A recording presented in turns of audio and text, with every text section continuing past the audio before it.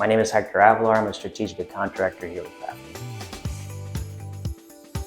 As a strategic account director here at Crafty, I act as the client's voice. I also act as more so a liaison between both parties. I advise on a national and global level between our operations team and the client's team, tackling things such as budgets, programmatic changes, initiatives, pilots, anything that the client's interested in. To me, it's first understanding what the client's goals are and what they're looking to see out of their food and beverage program. A lot of that is ultimately driven by finances. So a good question for me to start off with is, what and how much money do we get to play with? What does that look like for you at the present time?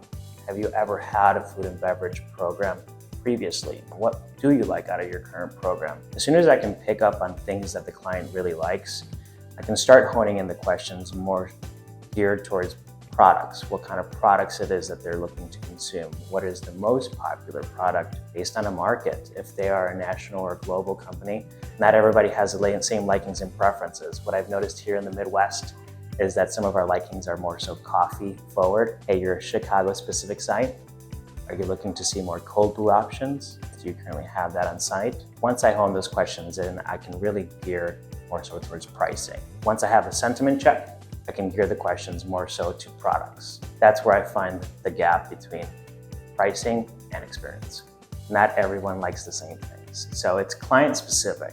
But what I've seen in the market right now, it's more so health forward. Our clients really want to focus on things that are going to be not only tasty, but also good for the client or for the user's health. Products such as seltzered flavored waters, bubbly waters, you have bevy machines, LaCroix, everything that's in the market that's really good, but not impactful to your overall health. We want to bring nutrition without really bogging you down in the middle of the day. Clients gear more their product sets based on market. They want to give them the junk, just give them what they want. That's okay too. But my current market trends, I would say, is more health focused. Get people their coffee, get people their, pick-me-ups in the start of the day. Everyone has a busy life. Getting to the office is just part of the process. If they can skip out and grabbing their yogurts on the way out of the house and get it from the office, that's really going to save them time, give them efficiencies, and really know that that's something that they don't have to worry about. So if we can get the users their preferred items that make their day more efficient, that really is going to make it more valuable to them. It's having honest conversations. It really starts there. Having honest conversations about how far your dollar can go. We want everything, but the reality is we can't have everything. Having that honest, transparent conversation of, yes, you want cold brew, but you only have $4 to spend. How many cold brews do you anticipate each of your users having?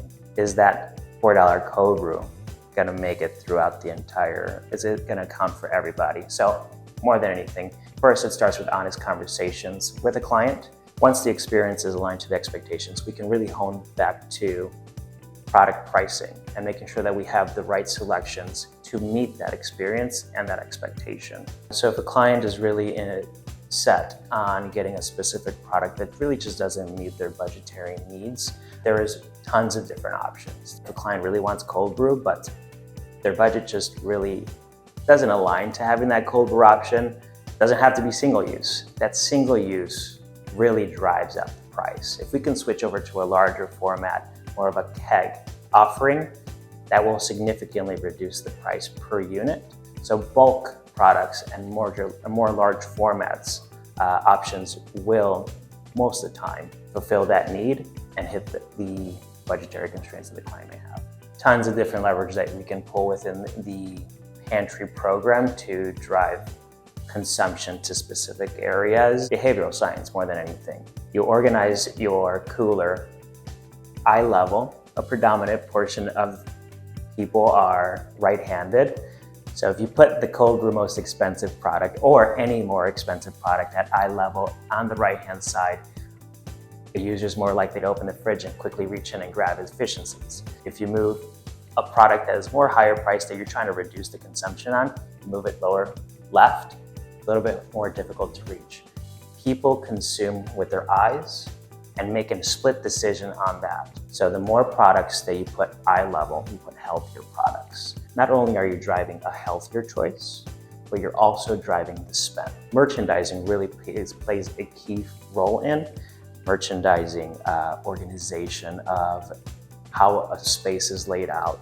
You walk in, you want to grab your breakfast item, grab and go. Make it quick and efficient so that they too can get to their desk, hit the ground running. The user's consumption varies from space to space. A good rule of thumb is 3 beverages, breakfast, lunch, and dinner, keeping that same thought process in mind for snacks.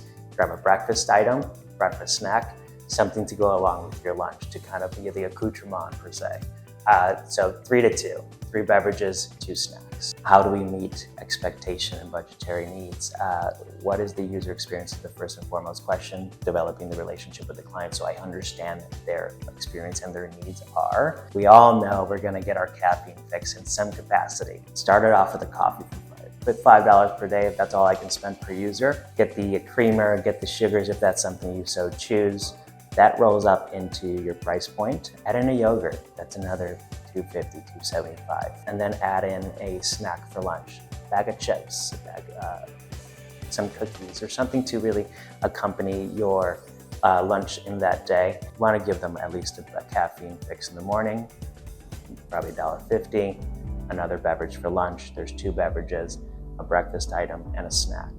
It'd probably be 2 snacks, 2 beverages. That would be my recommendation for a site with $5. If a site would like to spend roughly $7.50 for 100 people 3 times a week, you can have the similar product set where it's 2 beverages, 2 snacks, but you open up another door of the actual product lineup. You can have a Diet Pepsi, that's a really low price point. But if you want an Olipop instead, that's a more unique and more elevated experience and product, which also adds to the price point. The world is almost your oyster. Quite literally, in the Pantry food and beverage programs, we can still continue exploring the questionnaire. What experience are your users looking to have? What are their preferred products? Would you like to add a kombucha to the overall program? Is that something that you want to elevate your program with? Do you want to add more cold brew options? Is that something you'd like to add on?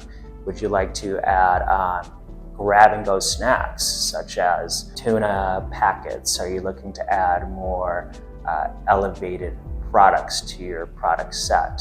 Instead of going with your standard LaCroix, are you looking for more LaCroix, bubbly? You want the latter, you want the gambit. We can make it happen to meet those product demands.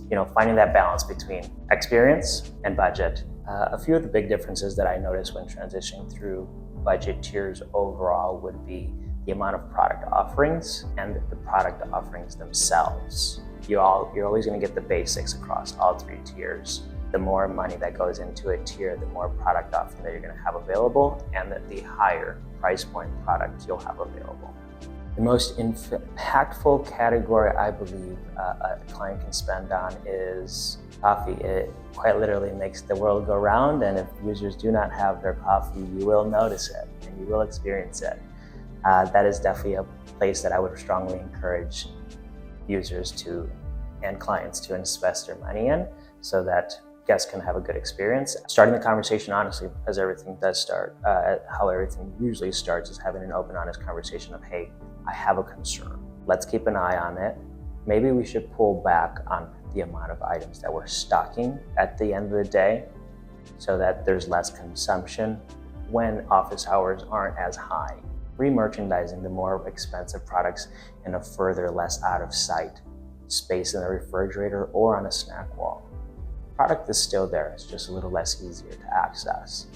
Really using the behavioral sciences to drive the consumption will ultimately drive the spend down. When exploring course correction on budgets and putting out less of the higher price point products, that is also a strategy that can be employed by putting out the protein drinks at a specific time, or higher price point items such as protein drinks, putting those out at a specific time, knowing your client and knowing your users' experiences and knowing their needs.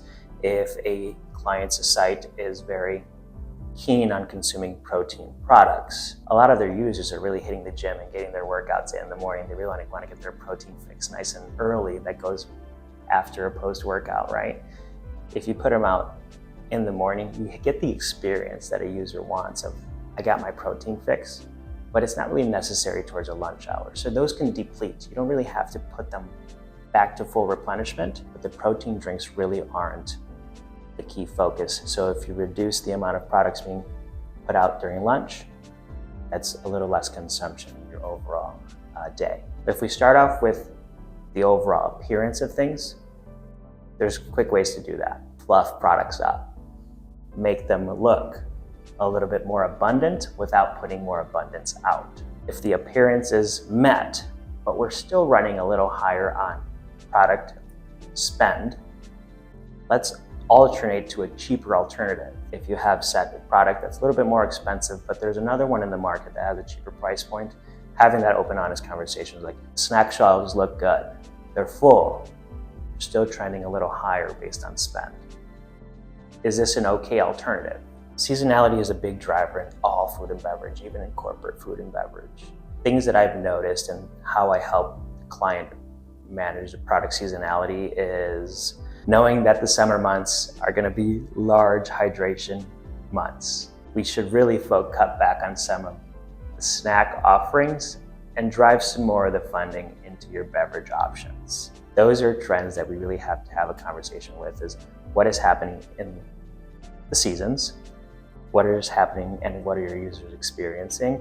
How do we reallocate funding to meet the season's demands? If a client's office has a strong family base, those summer months may actually mean that there's lower headcount in the office.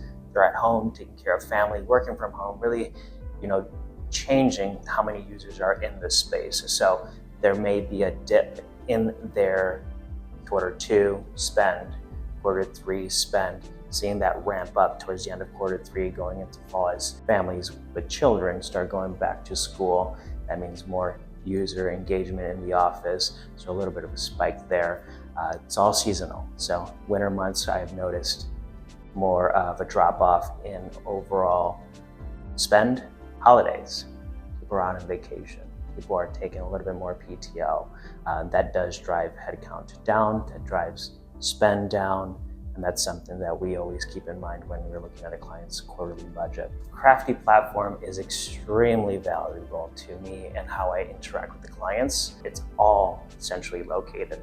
I can easily jump over to the client's platform, look at what's previously put in for a budget, say for the entire year, and I can look at historicals month over month to show them trends. So for me, it's been extremely helpful in efficiencies, in digestibility, and overall transparency.